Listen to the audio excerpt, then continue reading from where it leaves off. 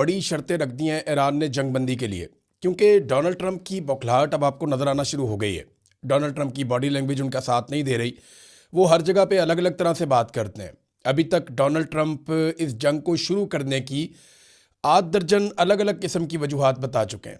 कभी वो एक वजह बताते हैं, कभी दूसरी, कभी रजीम चेंज, कभी एटमी असासे ख़त्म करने हैं, कभी वो कोई और वजह बताते हैं, कभी एक और कि इसराइल को बचाना है, कभी वो अरब ममालिक के खाते में डाल देते हैं। तो अलग अलग वजूहात हैं डोनाल्ड ट्रंप के लिए, और वो इसकी ज़िम्मेदारी भी अलग अलग लोगों के ऊपर डालते हैं। मिसाल के तौर पे डोनाल्ड ट्रंप ने एक फ़ाइनल स्टेटमेंट देते हुए ये कहा कि मैंने जंग जेरेड कुशनर जो उनका दामाद है, उसके मार्को रूबियो जो सेक्रेटरी खारजा है, और पीट हेगसेट जो सेक्रेटरी दिफा है डोनाल्ड ट्रंप का, वो कहते जी मैंने इनके कहनों पे जंग शुरू की है।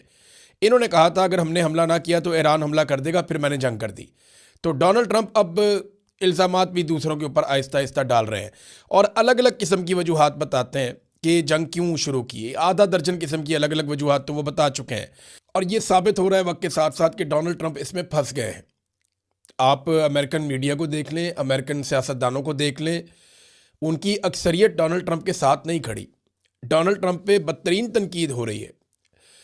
अमेरिका का ज़्यादातर मीडिया ट्रंप और उसकी जंगी पॉलिसियों के खिलाफ लिख रहा है, उसके खिलाफ बोल रहा है। बीबीसी और सीएनएन की अगर आप रिपोर्टिंग देखें, बीबीसी तो ब्रिटिश है लेकिन सीएनएन की अगर आप रिपोर्टिंग देखें, या आलमी मीडिया में आप अल जज़ीरा को देखें, तुर्क मीडिया को देखें, रशियन मीडिया को देखें, यूरोपियन मीडिया को देखें, तो आपको आइडिया हो जाएगा कि इस जंग को सब लोग एक मिस कैलकुलेशन करार दे रहे हैं और एक दलदल जिसके अंदर इसराइल ने डोनाल्ड ट्रंप को फंसा दिया, इस किस्म की बातचीत की जा रही है। अब डोनाल्ड ट्रंप ने बिलाखिर जीत का ऐलान कर दिया और ये कहा कि हम तो पहले घंटे में ही जंग जीत गए थे और ये जंग तो हम जीत चुके हैं। ईरान में ऐसा कुछ बचा ही नहीं जिसको अब तबाह किया जाए। हमने तो बहुत तबाही फेर दी है, उनके जहाज़ भी डुबो दिए, उनकी एयरफोर्स भी ख़त्म कर दी, उनके जो है वो इंफ्रास्ट्रक्चर सारा उड़ा दिया, उनकी जो लीडरशिप है वो भी सारी मार दी। अब इस किस्म की बातें डोनाल्ड ट्रंप कर रहे हैं कि हम तो जंग जीत चुके हैं, लेकिन ये सौदा बिक नहीं रहा। ये जो सौदा डोनाल्ड ट्रंप बेच रहे हैं ना कि जंग हम जीत चुके हैं, ये फेस सेविंग का स्टेटमेंट है। और डोनाल्ड ट्रंप को उनके मशीरों ने यही कहा था। मैंने एक दिन पहले आपको खबर भी दी थी कि डोनाल्ड ट्रंप के मशीर उनसे ये कह रहे थे कि आप इस जंग में अपनी जीत का दावा करें और इसमें से निकल जाएं, जितनी जल्दी हो सकता है जंग से बाहर आ जाएं। अब डोनाल्ड ट्रंप ने यह दावा किया कि हम तो जंग जीत चुके हैं, लेकिन कोई ये सौदा खरीद नहीं रहा। बैन अल-अक़वामी मीडिया उठाकर देखें तो बेशक ईरान का बहुत नुकसान किया डोनाल्ड ट्रंप ने, इसका कोई दूसरी राय नहीं है। इसमें सबसे ज़्यादा नुकसान इस लड़ाई में जो फिज़िकली हुआ वो ईरान का हुआ। लेकिन अगर किसी की मिथ टूटी है और किसी के इमेज को सबसे बड़ा इसमें डैमेज हुआ तो वो अमेरिका को हुआ। ये बात भी, गुडविल तो अमेरिका की ख़राब हुई है ना, कि एक चौधराहट थी, एक बड़ी बात थी अमेरिका की, वो बात उस तरह रही नहीं। बहरहाल अब डोनाल्ड ट्रंप का ये वाला सौदा नहीं बिक रहा कि जो जीत के तौर पे वो पोर्ट्रे कर रहे हैं इस लड़ाई को। अब इसकी ना कुछ वजूहात हैं। नंबर एक तो आप ये देखें ना कि ईरान ने मशरिक़ वस्ता में जितने भी अमरीकी अड्डे हैं उन सबको निशाना बनाया। ये इससे पहले कभी नहीं हुआ। तो जीत का ऐलान कैसे किया जा सकता है? अमरीकी बहरी जहाज़ या उनके जो बहरी बेड़े हैं, जिनके बारे में पूरी दुनिया के अंदर बहुत मशहूर है, जिस तरफ ये चल पड़ते हैं उस तरफ वो ममालिक डर जाते हैं। यानी अमेरिका का पुराना तरीक़ाकार है, जिस मुल्क से उन्होंने कोई बात मनवानी हो, वो ना मान रहा हो तो बहरी बेड़े उस तरफ को चल पड़ते हैं। वो बहरी बेड़ों से पहुंचने से पहले ही बात मान ली जाती है। लेकिन यहाँ पे उल्टा काम हो गया।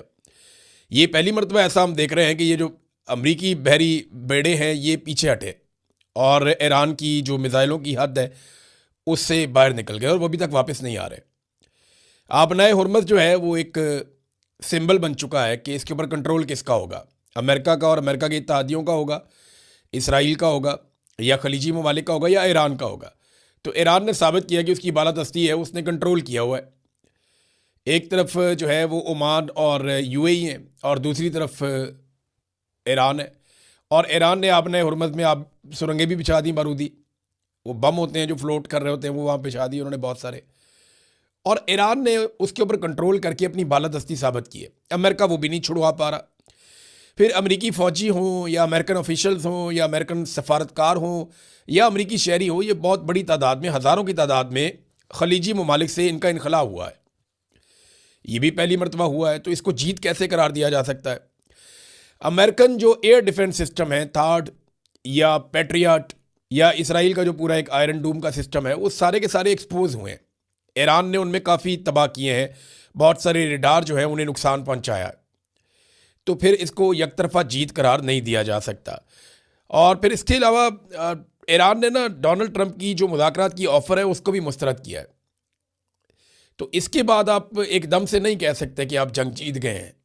हाँ, ये फेस सेविंग हो सकती है, और देखिए फेस सेविंग लेकर भी अगर ये जंग बंद हो जाए तो इससे अच्छी बात कोई नहीं है, क्योंकि जंग कभी भी मसले का हल नहीं होती, इससे मसले पैदा होते हैं।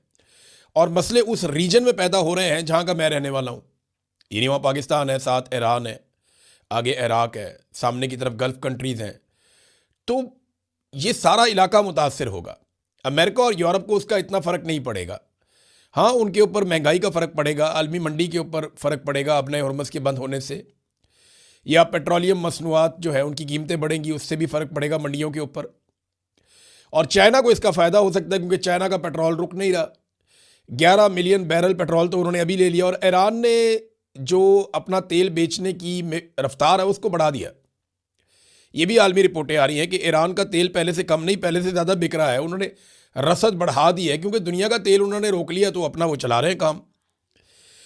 और डोनाल्ड ट्रंप की जो मुज़ाकरात की ऑफ़र है उसको भी उन्होंने मुस्तरद कर दिया।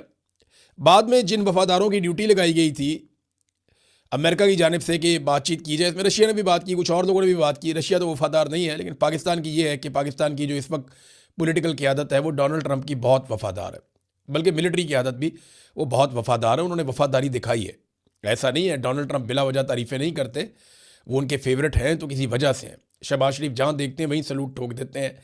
तो वो डोनाल्ड ट्रंप का और शहबाज शरीफ का एक रूहानी रिश्ता है, और जैसे ही वो उसको देखते हैं तो सलूट ठोक देते हैं। तो डोनाल्ड ट्रंप ने जो ड्यूटी लगाई, इन लोगों ने राब्ते किए ईरानी सदर के साथ। उस पर ईरानी सदर ने जो स्टेटमेंट दिया ना, ये है आज की सबसे बड़ी खबर। ईरानी सदर का जो स्टेटमेंट है, ये बीबीसी में भी छपा है, पूरी दुनिया में छपा है, उनकी तरफ से सोशल मीडिया के ऊपर भी आया है। तो एक मुख्तसर उनका स्टेटमेंट है जिसमें उन्होंने बताया कि पाकिस्तान से और रूस से उनकी बात हुई है, और वो ये जानते हैं कि ये दो मुल्क हैं जिनके साथ अमेरिका की भी बात हुई है। यानी अमेरिकन कोई भी हो, छोटा मोटा भी हो, वो शहबाज शरीफ को ऑर्डर दे सकता है। वो ऑर्डर आ गया। और डोनाल्ड ट्रंप की अपनी बात प्यूटन के साथ भी हुई है, और फिर प्यूटन की बात ईरानी सदर के साथ भी हुई है। तो ये सारा अगर आप लिंक मिलाएं तो आपको समझ आ जाती है। अब ईरानी सदर ने 3 शराइत रख दी हैं जंगबंदी के लिए। अगर जंगबंदी करनी है तो 3 शराइत रख दी हैं, क्योंकि ईरान की ना जंगबंदी में उतनी ज़्यादा दिलचस्पी नहीं है। वजह क्या है कि ईरान को पहली मरतबा मौका मिला है, और ये बालादस्ती मिली है कि वो अब अपना बम फेंकता है और वो जाकर ज़मीन को टकरा जाता है। इससे पहले यहाँ पे जो फ़िज़ाई दिफाई निज़ाम था अमेरिका का और इसराइल का, वो बड़ा मजबूत था। तो ईरान ने बड़ी मेहनत के बाद बेशुमार ड्रोन्स और मिज़ाइल फेंक फेंक कर ना सिर्फ उस निज़ाम को तबाह किया, कमज़ोर किया, बल्कि अब उसमें रास्ता बना लिया है कि वो अब अपने टारगेट्स को अचीव कर सकता है।